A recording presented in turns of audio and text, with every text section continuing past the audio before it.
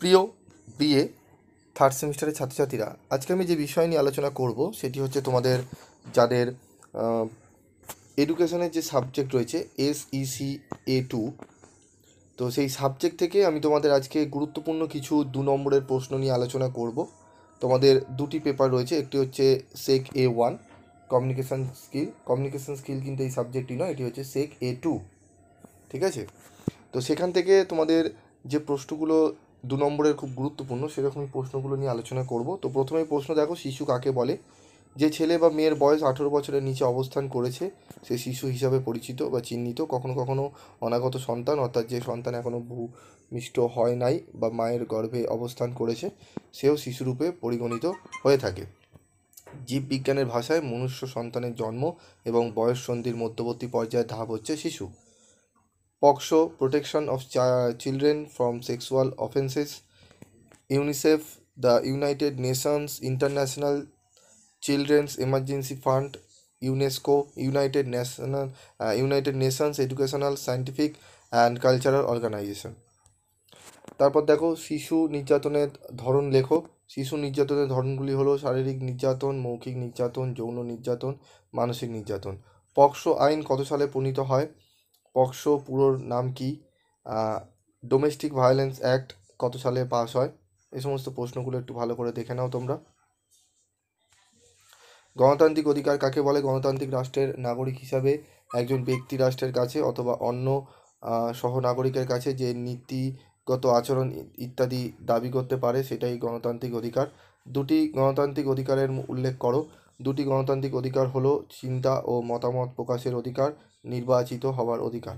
মৌলিক অধিকার কাকে বলে? যেসব অধিকার নাগরিকদের ব্যক্তিত্ব বিকাশের জন্য অপরিহার্য এবং সংবিধান দ্বারা স্বীকৃত ও সংরক্ষিত তাকে মৌলিক অধিকার বলে।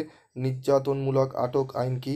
আইন অমান্য বা অপরাধ করতে পারে এই আশঙ্কার ভিত্তিতে কোনো ব্যক্তিকে গ্রেপ্তার ও আটক করা হলে সেই আটককে নিবর্তনমূলক আটক আইন বলে। শিশুর অধিকারের সংজ্ঞা দাও।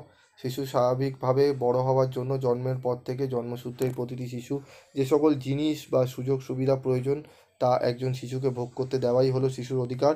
অর্থাৎ যার ন্যায্য পাওনা তা চাওয়ার প্রয়োজন নেই, সেগুলি এমনিতেই শিশুর পাওয়ার কথা।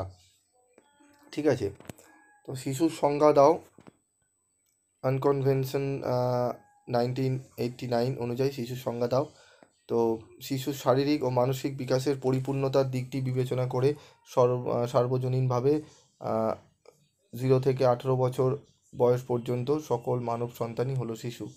শিশু পাচার বলতে কী বোঝো? শিশু পাচার একটি সংগঠিত অপরাধ, অর্থাৎ অসৎ উদ্দেশ্যে ছোট ছেলে মেয়েদের অপহরণ কিংবা প্রলোভন দেখিয়ে পরিবার থেকে বিচ্ছিন্ন করে নিয়ে অন্যত্র পাঠিয়ে দেওয়ার নাম হলো শিশু পাচার। পরিযায়ী শিশু বলতে কী বোঝো? পরিযায়ী পরিবারের শিশুদেরই পরিযায়ী শিশু বলা হয়। নিজের বাড়ি এবং এলাকা এমনকি রাজ্য ছেড়ে অর্থ উপার্জনের জন্য সাময়িকভাবে অন্যত্র চলে যাওয়া আবার ফিরে আসা হলো পরিযায়ী পরিবার। ইউনেস্কো কবে প্রতিষ্ঠিত হয়? এদের সদর দপ্তর কোথায়? ইউনেস্কো প্রতিষ্ঠিত হয় 1945 সালে, এর সদর দপ্তর প্যারিস। জাতিসংঘের শিশু অধিকার সনদে উল্লেখিত দুটি শিশু অধিকার হলো জাতিসংঘের শিশু অধিকার সনদে উল্লেখিত দুটি শিশু অধিকার হলো শিশুর স্বাধীনভাবে ভাব প্রকাশের অধিকার, শিশুর শিক্ষা লাভের অধিকার। শিশু অধিকারের দুটি প্রয়োজনীয়তা লেখো। শিশু অধিকারের দুটি প্রয়োজনীয়তা হলো শিশুকে নির্যাতন ও শোষণ থেকে রক্ষা করা, শিশুর শৈশব রক্ষা করা। আন্তর্জাতিক সম্পর্কিত নির্দেশমূলক নীতি কী? আন্তর্জাতিক শান্তি ও নিরাপত্তা বৃদ্ধি, আন্তর্জাতিক আইন ও সন্ধির প্রতি শ্রদ্ধা বৃদ্ধি। ভারতীয় সংবিধানে নির্দেশমূলক নীতি কোন অধ্যায়ে অন্তর্ভুক্ত হয়েছে?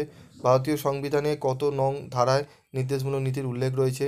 মৌলিক কর্তব্যগুলি সংবিধানের কোন ধারায় উল্লেখিত আছে? ভারতীয় সংবিধানের শিক্ষার অধিকার একটি মৌলিক অধিকার। নাম অধিকার নাম লেখো। ভারতীয় সংবিধানে শিক্ষার অধিকার একটি মৌলিক অধিকার। মৌলিক কর্তব্য কবে এবং কোন সংবিধানে সংশোধিত গৃহীত হয়েছে? মৌলিক কর্তব্যগুলি 1976 সালে 42তম সংবিধান সংশোধিতে সংশোধনীতে গৃহীত হয়েছে। বর্তমানে ভারতীয় নাগরিকদের মৌলিক কর্তব্যের সংখ্যা কটি? 11টি। শিশু শিক্ষা সংক্রান্ত মৌলিক কর্তব্যটি কি? 2002 সালে 86তম সংবিধান সংশোধন করে বলা হয়েছে 6-14 বছর বয়স্ক প্রতিটি শিশুকে শিক্ষাদানের ব্যবস্থা করা তার পিতামাতা ও অভিভাবকের কর্তব্য। ভারতীয় সংবিধানে উল্লেখিত যে কোনো দুটি মৌলিক কর্তব্যের উল্লেখ করো।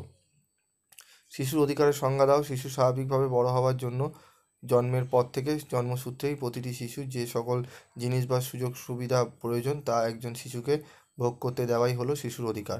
অর্থাৎ যা ন্যায্য পাওনা তা চাওয়ার প্রয়োজন নেই, সেগুলি এমনিতেই শিশুর পাওয়ার কথা। প্রশ্নগুলো দেখে নাও। আন্তর্জাতিক সম্পর্কিত নির্দেশমূলক নীতি।